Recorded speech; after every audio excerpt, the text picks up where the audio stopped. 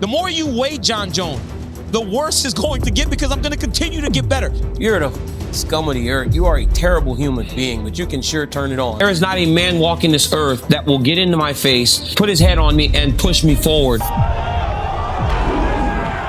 There was one mistake almost every fighter made before stepping into the octagon with Jon Jones. They believed they could get inside his head, but once the cage door closed, Jon Jones rarely needed to say another word. Chael Sonnen learned that lesson the hard way. Long before they ever shared the octagon, Sonnen had already turned the fight into a psychological battle. Week after week, he mocked Jones in interviews, questioned his mentality, and insisted he'd finally discovered the blueprint to expose the champion. Chael Sonnen said a lot of things about Jon Jones, and Jon took him personal. I will leave the octagon the new world champion. You will find out the hard way why you never challenged Chael Sonnen to a fight. Armed with elite wrestling, relentless pressure, and endless confidence, Sonnen genuinely believed he could drag Jones into the ugliest fight of his career. Because he's running headfirst into Chael P. Sonnen, the most dangerous man in the history of time before time was even created. Once the fight began, however, Jones immediately stripped all of that confidence away. Rather than allowing Sonnen to dictate the pace, he calmly controlled the distance with his reach, repeatedly interrupting every attempt to close the gap with long kicks, sharp elbows, and perfectly timed straight punches that forced the challenger to constantly reset. It wasn't an explosive start built around chasing a knockout. It was a measured performance built around taking complete control, slowly removing every weapon Sonnen had promised would make the difference. Every failed takedown cost more energy. Every exchange gradually favored the champion, and every minute that passed made it clear that Jones was controlling not only the fight itself, but the way it was unfolding. As Sonnen became more desperate to force the wrestling exchanges he'd built his entire game plan around, Jones simply adapted again, mixing his striking with intelligent grappling whenever the opportunity or even a brief spell of momentum. By the championship rounds, the fight looked nothing like the one Sonnen had promised, and Jones eventually capitalized, overwhelming him on the ground before forcing the stoppage that reminded the entire division why Jon Jones remained several steps ahead of everyone chasing him. Well, I wasn't planning on breaking my big toe. It's all nasty, man. You were very serious and very motivated leading up to this fight. Was it because all the trash talk you wanted to make sure that there was no way this guy beat you? Yeah, definitely. You know, I really wanted to try to Chael Sonnen, and I think I did a good job at that. Oh, who knows what would have happened in a second? He's an excellent fighter. I have no problem with the decision or the stoppage. He's very powerful. When he went for the kill, he never stopped.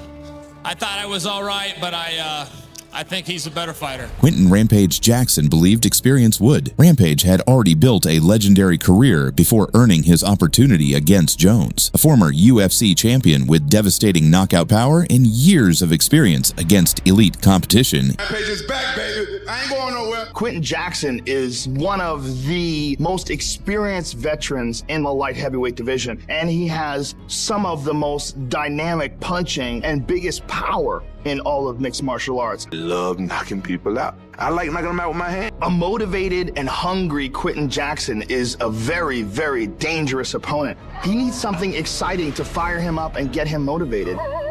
And there is no bigger mount than Johnny Bones Jones. He refused to buy into the growing belief that Jones was unbeatable. Instead, he promised to pressure the younger champion, rough him up in close, and force him into the type of physical fight where experience and toughness mattered more than athleticism.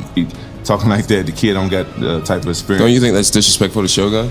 You know, Shogun is the toughest guy he fought, and he was rusty and coming off an injury. Come on, we all saw Shogun when he first came to I just UFC. saw Shogun beat Forrest Griffin. I saw Shogun lose to Forrest Griffin the same way he lost. I saw you lose to Forrest Griffin as well. Yeah, I saw me lose to Forrest Griffin as well too. But I'm gonna see me winning on Saturday. That's a good winning mindset. Hey, I'm talking right now. Shut your young ass up. On paper, it sounded like a genuine threat, especially against a champion who was still relatively early in his reign. Jones had other ideas. From the opening exchanges, he refused to stand directly in front of Rampage's power, instead using intelligent footwork and exceptional distance management to force the veteran into constantly chasing the fight. Long kicks interrupted every advance, elbows punished him whenever he stepped inside, and straight punches repeatedly beat him to the target before he could establish any rhythm of his own. Rather than hunting a spectacular finish, Jones patiently broke the former champion down, gradually taking away his confidence, while mixing in grappling just often enough to keep Rampage guessing. As the rounds progressed, the momentum shifted further and further towards the champion until Rampage found himself reacting instead of attacking, and once Jones recognized the opportunity, he smoothly transitioned onto the back before locking in a rear naked choke that sealed another dominant victory over a challenger who'd promised much more than he was able to deliver. Jones, what the hell was you doing in the beginning of the first round? I thought you were finna come suck my toes or something. What the hell was that? Hey man, I was kind of scared. I ain't gonna lie. I was like, surprised about my wrestling though? I shot one shot and you stuffed me nice. I was like, ooh. That's what she said.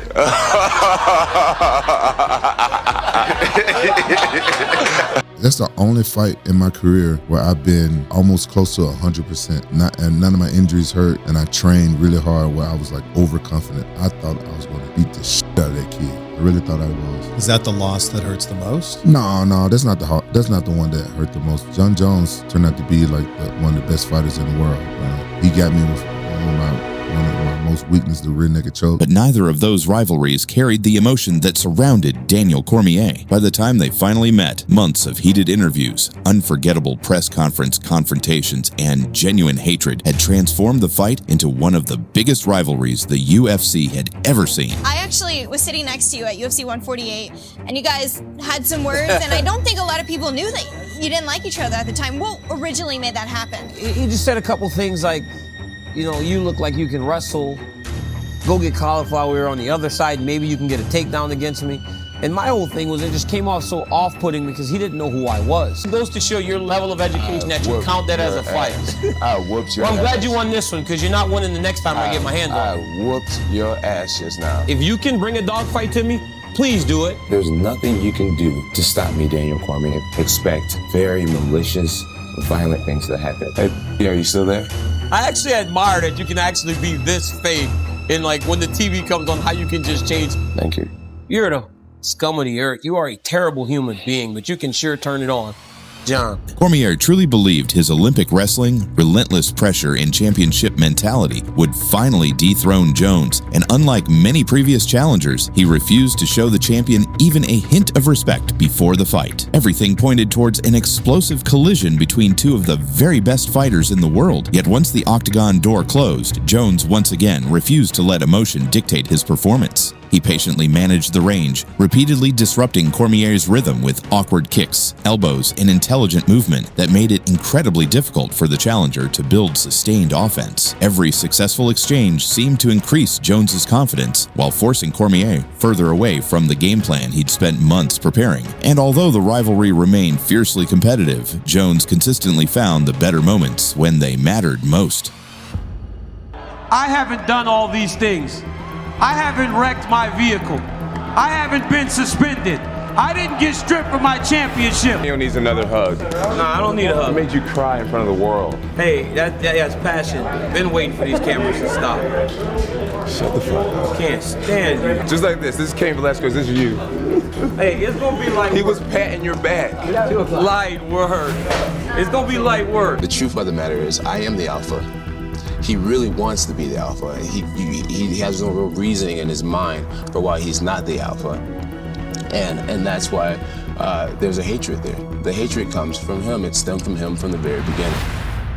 Their rematch only strengthened that reputation. After spending round after round disguising his attacks, Jones suddenly whipped a devastating head kick around Cormier's guard before swarming with brutal follow-up strikes that forced the referee to intervene. Oh man, I guess if you win both fights, there is no rivalry, so I don't know. Bringing one of MMA's greatest rivalries to a devastating conclusion.